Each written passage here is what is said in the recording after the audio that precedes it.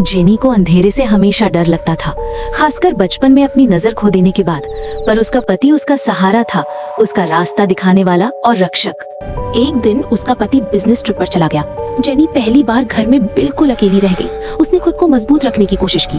धीरे धीरे जेनी ने अपनी रोज की रूटीन फॉलो की।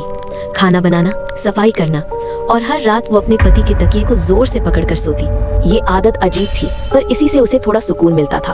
और एक रात बिस्तर पर लेटी हुई जेनी को लगा कि कुछ गलत है, कोई ऐसी मौजूदगी जो वो समझा नहीं सकती थी। उसने इसे अपनी कल्पना समझकर नजरअंदाज करना चाहा और अपने पति के तकिए की तरफ हाथ बढ़ाने लगी, और उसको अजीब सी चिपचिपी चीज महसूस हुआ हाथ में। उसके पास ही कोई बुरी चीज महसूस हुई, उसकी सांस, उसकी भयानक मौजूदगी। ये और कोई नहीं, एक शैतानी जिन था।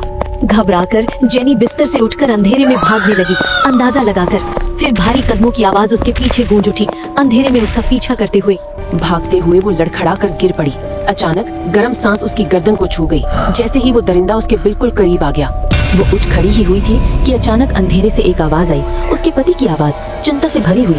पर असली में वो वही जिन की आवाज थी। जेनी उस आवाज की तरफ भागी, हाथ बढ़ाकर। जैसे ही वो पास पहुंची, आवाज बदल गई, गहरी, टेढ़ी और बिल्कुल गलत।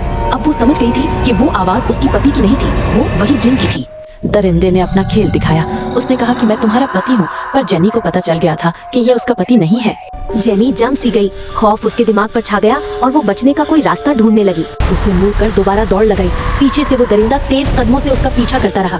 थकान उस पर हावी हो रही थी, पर जेनी ने रुकने से इनकार कर दिया। लड़खड़ाती हुई भागना शुरू की फिर से। आखिरकार दरिंदे ने उसे पकड़ ही लिया और जोर से जमीन पर पटक दिया। वह चीख उठी जब जिन उसकी आत्मा को खींच रहा था।